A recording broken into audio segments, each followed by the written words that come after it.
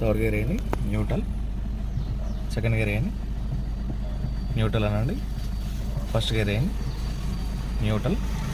Fourth gear, neutral. ఫ్రంట్లో చూసుకొని first gear వేయండి, సెకండ్ గేర్ వేయండి, ఫోర్త్ అది సెకండ్ వేయాలి. Second gear left down. So gear ఎప్పుడైనా రిలీజ్ చేసేసి హ్యాండ్ ఇలా బెండ్ చేసుకుని వేయండి. సెకండ్ గేర్ ఈజీగా ఉంటుంది. థర్డ్ గేర్ వేయండి, ఫోర్త్ గేర్ వేయండి. సో గేర్ అలాగే బిగ్ గేర్ పట్టుకుంటే మనకి ఏ గేర్ షిఫ్ట్ చేస్తున్నాం అనేది క్లారిటీ రాదు. సో ప్రాపర్గా ఏంటంటే హ్యాండ్ రిలీజ్ చేసేసి ఆఫ్ హ్యాండ్తోనే ఫ్రంట్ కనుక్కోవాలి. థర్డ్ గేర్ వేయండి, సెకండ్ గేర్ వేయండి, న్యూట్రల్ అనండి. రివర్స్ గేర్ ఆర్ అనే సింబల్ ఎక్కడ ఉంటుందో అక్కడ రివర్స్.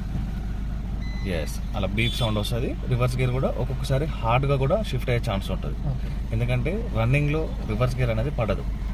మనకేంటంటే ఆగి ఉన్నప్పుడే కొద్దిగా హార్డ్గా పడుతూ ఉంటుంది. ఒక కొత్త వెహికల్ అని కాదు, పాత వెహికల్ అని కాదు, ఏ వెహికల్ అయినా సరే రివర్స్ గేర్ అనేది హార్డ్నెస్గా ఉంటుంది. ఓకేనా. న్యూట్రల్ అనండి. చాలామంది ఏం చేస్తారంటే ఈ రివర్స్ గేర్ వీడియో గేమ్ టైప్లో ఫ్రంట్లో యాక్సిడెంట్ అవుతుందని సడన్గా రివర్స్ గేర్ వేసి వెనక్కి వెళ్ళిపోదాం ట్రై చేస్తారు. అట్లాంటి టైంలో రివర్స్ గేర్ పడదు. సో అంత ఫాస్ట్గా ఫంక్షనింగ్ అనేది ముందుకు జరుగుతున్న టైంలో మళ్ళీ సడన్గా వెనక తిరగమంటే తిరగదు కదా. ఆగిన తర్వాత ఒక 1 minute తర్వాత రివర్స్ గేర్ షిఫ్ట్ అవుతుంది అన్నట్టు.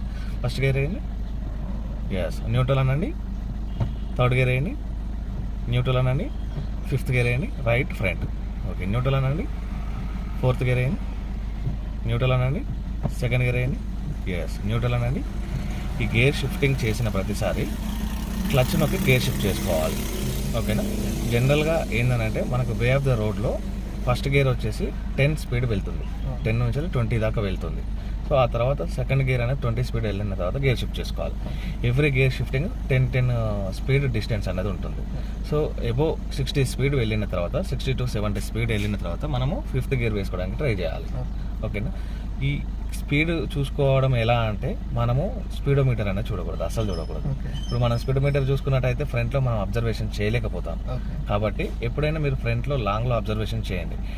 ఆ లాంగ్లో అబ్జర్వేషన్ చేసిన టైంలో మీకు ఇంజన్ సౌండ్ అనేది డిఫరెంట్గా వస్తూ ఉంటుంది. ఇప్పుడు జనరల్గా మీరు 2-wheeler డ్రైవ్ చేసేటప్పుడు ఇంజన్ పికప్ని బట్టి మీరు నెక్స్ట్ గేర్ లెవెల్ చేంజ్ అనేది చేస్తారు.